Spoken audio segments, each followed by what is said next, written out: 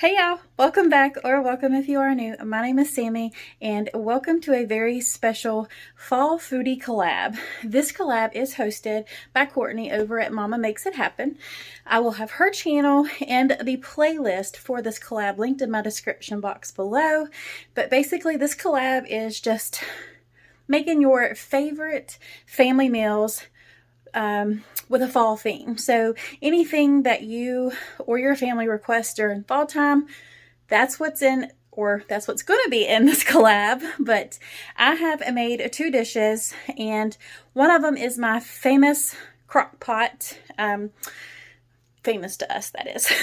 So one of them is our famous Crockpot potato soup, and then the other one is a crusted apple cheesecake. I did that for the Fall Food Fridays, but this was such a hit with our family. It is definitely one of our favorites, so I wanted to include it in on this video as well. But anyways, we're going to get on into cooking, but I just wanted to mention that this is a collab. And like I said, it's with Courtney over at Mama Makes It Happen. So I will have her channel linked in my description box below, as well as a playlist for all the other lovely ladies that have joined in on this collab. So make sure you go check them out after you watch my video and show them some love and support. And if you are coming over from Courtney's channel or any of the other lovely ladies that is in this collab, hello, welcome. I hope you enjoy my videos and that you will decide to stay around. But without further ado, let's get on into cooking some good fall foods.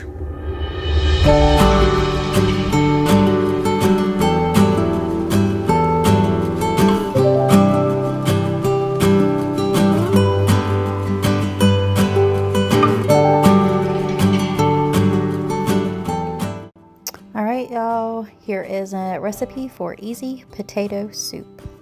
Alright, so we are making my quick and simple easy potato soup. This is one of our favorite fall recipes. So you're going to need shredded hash browns, or you can use the chunks, cheddar cheese soup, cream of chicken, either kind with herbs or without, and then a can of cream of onion, a block of cream cheese, and some chicken broth. And of course, you know, whatever seasonings you want, and your crock pot. You could probably also make this on a stove, but I just decided to go ahead and put it in my crock pot. So to start out, you just want to spray your crock pot liberally, that way nothing sticks to it. So that's what I am doing here. And then is when we start going ahead and dumping the potatoes in. So I'm gonna go ahead and do that now.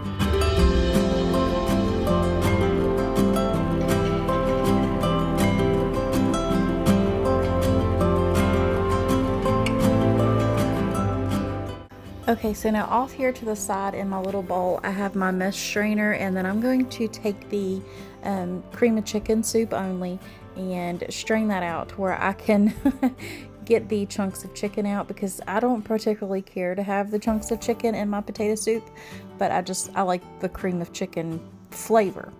So, so I'm going to go to do right here, so I will be right back once that is all done. Okay, so I have gotten the cans of cream of chicken, and I'm just showing you that the chicken was out of there. I don't know, I just don't like it. If you want it in there, by all means, just go ahead and put it in there. But I do what my family likes. So it's your kitchen, your rules. You just go right ahead, and whatever makes your little heart happy, that's what you need to do. So I'm going to go ahead and work on the second can now, and then I will be right back when that's all done. I will take all of the cans of soup in the bowl over to the side and mix all of them together before dumping it over top of the potatoes in the crock pot. So you'll see that here in a little bit.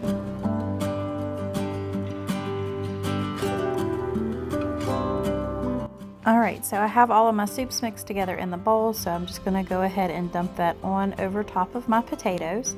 And then I will take, I had about a half a carton of chicken broth in my refrigerator, so I'm going to dump that in first, and then another whole container. I don't know how many ounces it is, but I'll try to type out a recipe below for you all, but it's not like the huge boxes. I'm wanting to say they were the 32 ounce or 24 ounce, I can't remember, but like I said, I'll have that down below. So here I'm just going to use nature seasoning and Cavender's. You need to season it a little bit. Always wait till the end once all the flavors have combined. Taste it at the end and then see if you need to adjust the seasonings. That way you don't make it too salty or not have enough seasoning. So always taste it before you serve it. And then here I am just going to go ahead and dump in the 1.5 boxes of the chicken broth. And then I will stir it all together, put the block of cream cheese on top, put the lid on it, and set it for about 6 to 8 hours. I think I'll let mine go for 6 hours this time because I started it at 10 o'clock this morning. So it should just be ready just in time for dinner. But anyways, y'all, I'm going to go ahead and just play some music and let you all finish watching.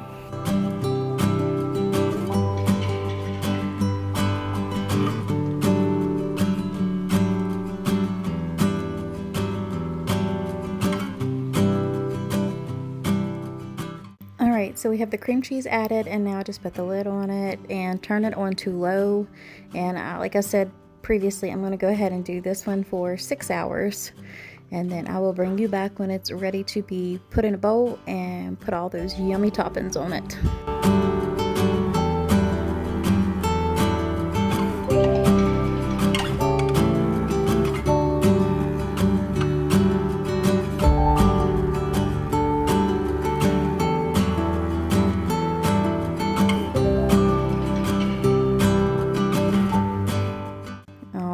Here it is after 6 hours of cooking. I did come back and stir it periodically though to break up that cream cheese, but here it is all put in a bowl, and I just topped mine with some cheddar cheese, some bacon bits, and some green onions. Y'all, this never ceases to amaze me. This potato soup is so good, and it's so easy to put together.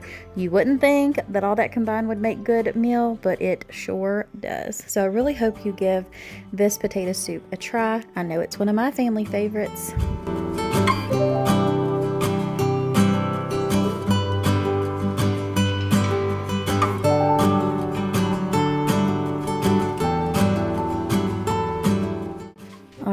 Here is one of my absolute favorites now. It is a crescent apple cheesecake, and this will blow your mind of how easy it is and how delicious it is as well. So these are the ingredients you're going to need: are some crescent rolls, some apple pie filling, a stick of butter, some vanilla, 3 blocks of cream cheese, some white sugar, and some cinnamon.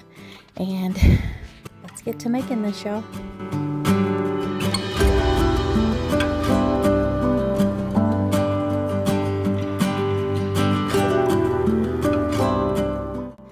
And of course, you are going to need a 9x13 pan or whatever size dish you want to bake this in. So let's go ahead and get this cream cheese mixture and everything started in a bowl.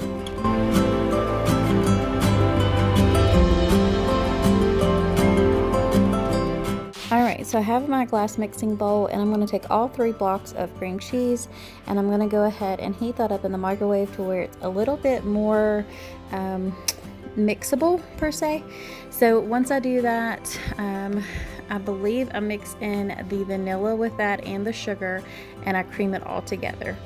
Okay, so make sure you go ahead and spray your baking dish, and then after you get it sprayed, you want to get your first layer of crescent rolls on the bottom, and you want to make sure that you mash all the seams together to where there's no gaps or openings, or as best as you can. Sometimes that can be a little tricky to do.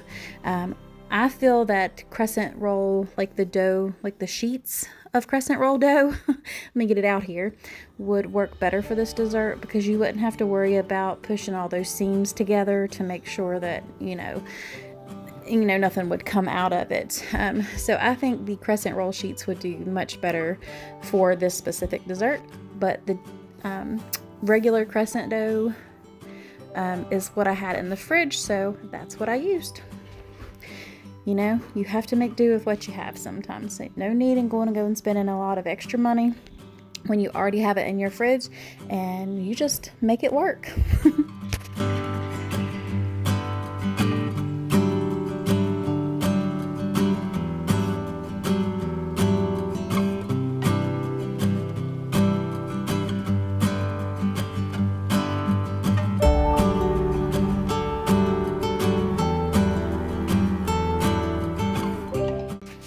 so we have all of that pressed together, and now I'm going to go ahead and get my cream cheese out of the microwave, and to that I'm going to add the sugar. I know it looks like a lot of sugar, but I actually cut the amount of sugar that you put into this, I believe in half, because it called for like 2 cups of sugar, and I believe I put a cup or a cup and a half. So I went ahead and did that, and then I added the vanilla, and then we're just going to go ahead and cream that all up together.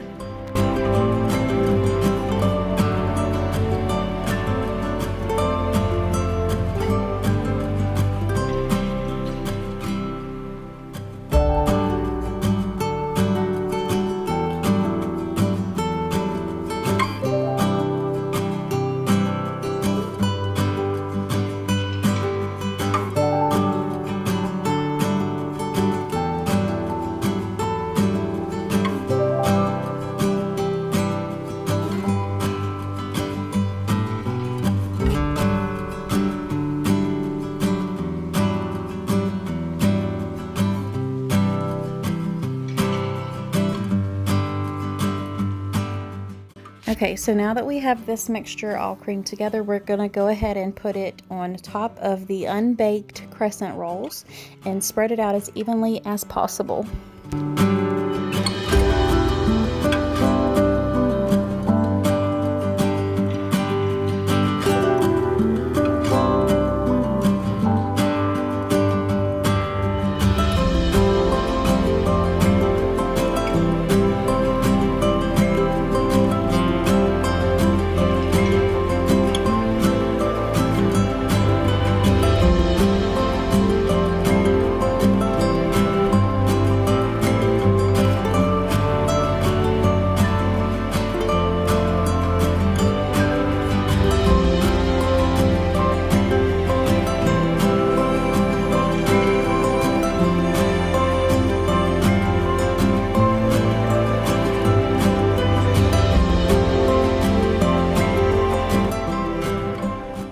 Okay, so now we have that spread out. I'm going to get this apple pie filling open, and then I want to go ahead and spread it out over top of that cream cheese mixture.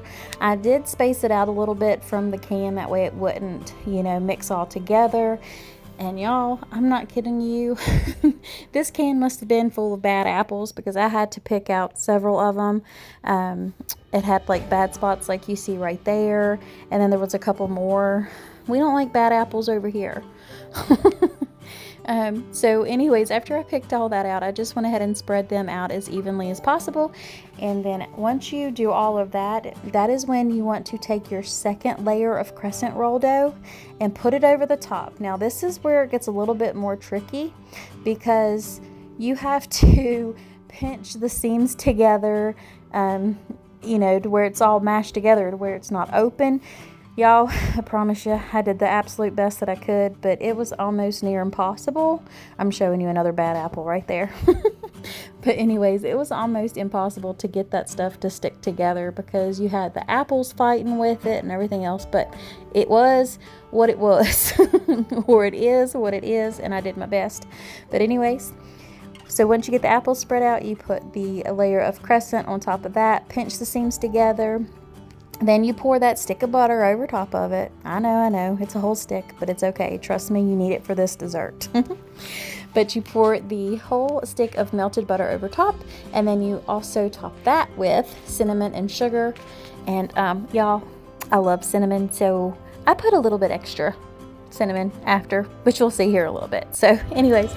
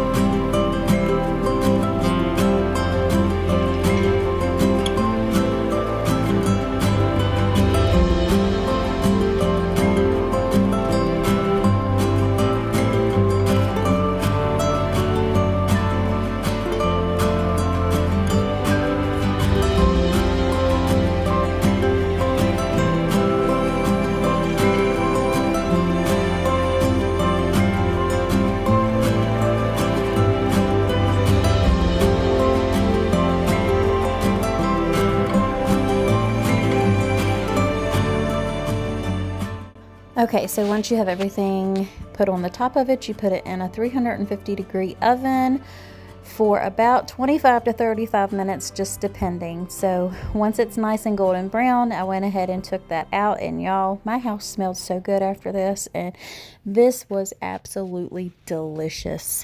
So I let this cool off a little bit before I sliced it. So you'll see me doing that here in just a little bit, and then I will bring you back when it's all plated up so you can see the end results.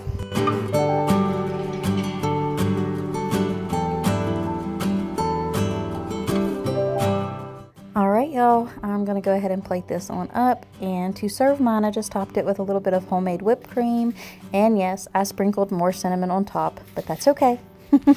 It made it so good. And would you just look at that yummy deliciousness right there, especially with that homemade whipped cream melting over it. Oh gosh, y'all, this was so good. So if you're looking for a new fall favorite for dessert, please give this a try because it was amazing. But I just wanted to say thanks to Courtney for hosting this collab, and I really hope you enjoyed this video. If you did, make sure to give me a thumbs up, mash that subscribe button, and don't forget to check out all the other wonderful ladies in this collab. But until next time, y'all, God bless. Bye.